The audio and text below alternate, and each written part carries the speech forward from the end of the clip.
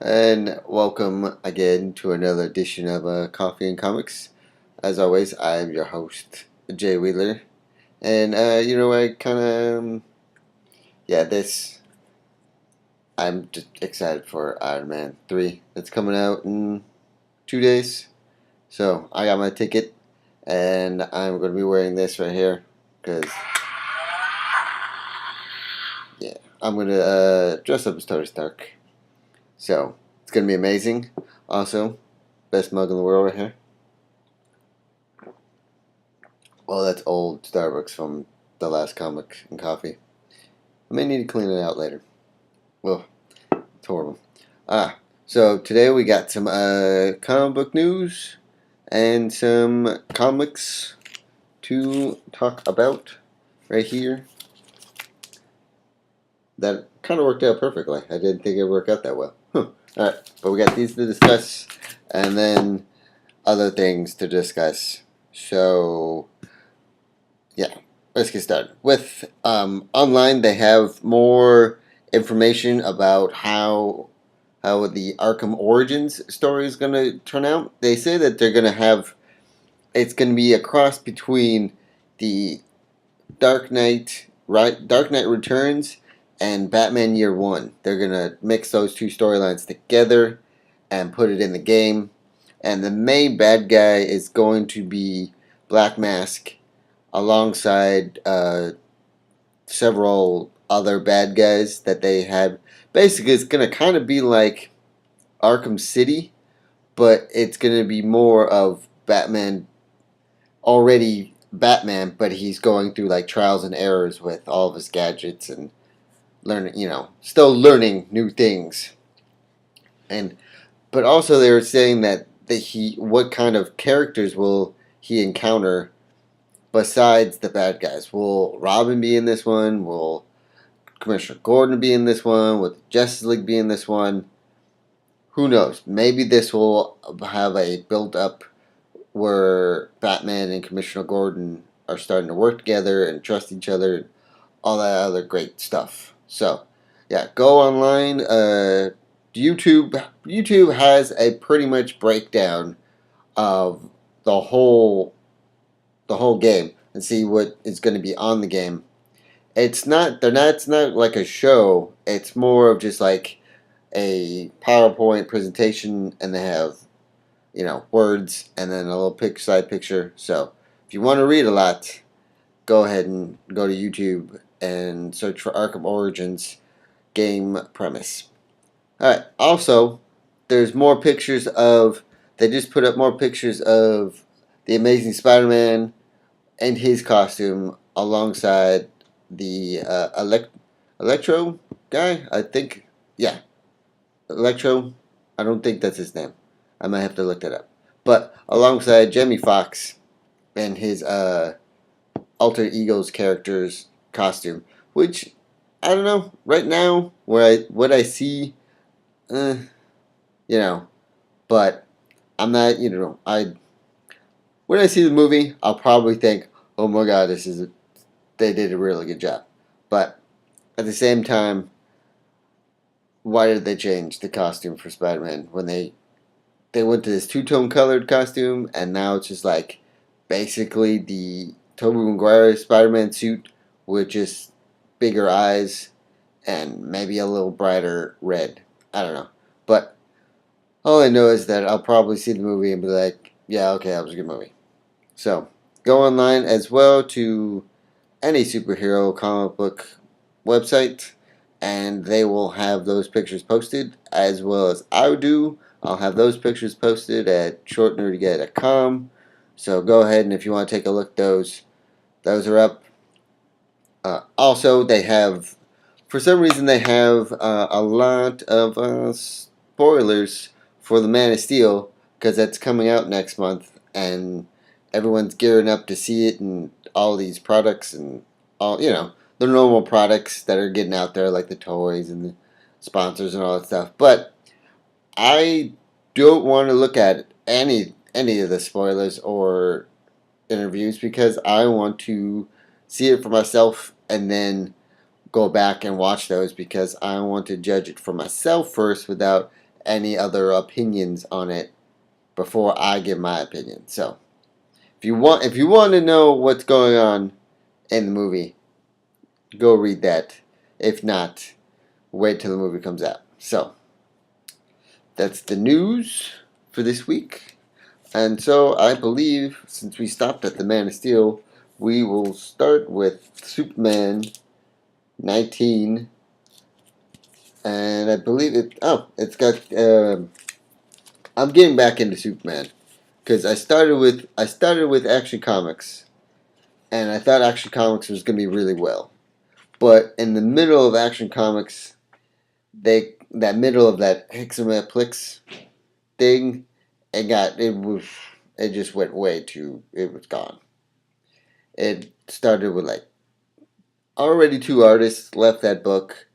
One issue had like two artists in it, and then the storyline went from like flashback to flashback, and I didn't know what was going on. So I didn't think Superman was going to be any good. But as I'm reading it now, as I started reading the Superman comic books after what was it? After 15, I was like, oh, I should have maybe probably read Superman instead of Action Comics. But I needed to get Action Comics #1. So, but also, the DC is continuing with the fold out covers here, and it's going to have the new gods called Oron, which I think is going to be pretty awesome how they're going to bring this guy back. But basically, in this issue, one of the new gods come to Earth and try to have Superman submit to them. But this Superman, he's a little smarter and a little more cockier than the past Superman, which I think is kind of cool. So he basically already pre-planned it that he knew he wasn't going to have his powers that much, so he kind of threw like gallons upon gallons of water into the air, and he knew where the space castle was, and it splashed. It like covered the whole thing, and then with one last bit of his powers, he froze it and then threw it back into space. So that's a bit of the action that goes on in the first part of this issue. The rest of the issue is basically kind of like a date night ish kind of thing, where Wonder Woman meets up with Lois, and then Superman is supposed to end up meeting with him. And Lois is not really she's with someone, but I've never heard of this guy. So, but it seems like Lois gets a little stunned and maybe a little jealous of who Clark brings to the party. Oh, which, by the way, Superman has gotten a little GQ-ish. Look at this. Look at this. He comes swooping in, and then boom, turns into like a supermodel kind of GQ-ish Clark Kent. So, I don't know about that, but okay. We'll go with that for the sake of the cartoon or the comic book.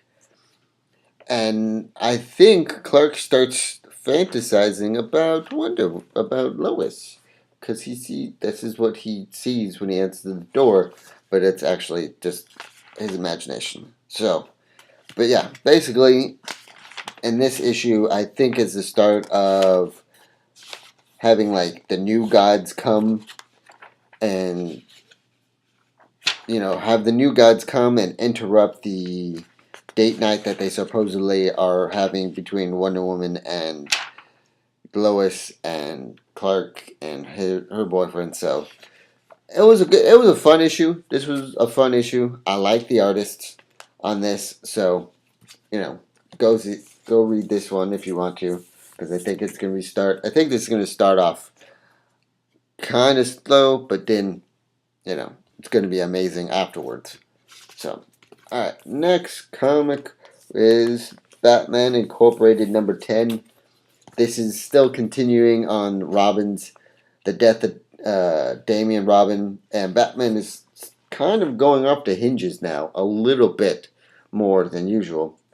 And I say this because, well, actually, no, I don't want to give the spoiler away, but, well, if you already read this, you've probably read it, but see, he takes the Man-Bat serum and is trying to become more than Batman. He's trying to actually be a bat.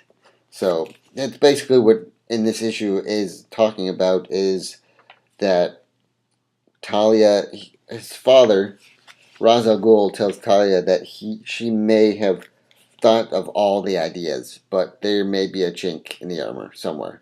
So, and then also Gotham is put on a high alert for Batman because no one trusts Batman anymore after all this.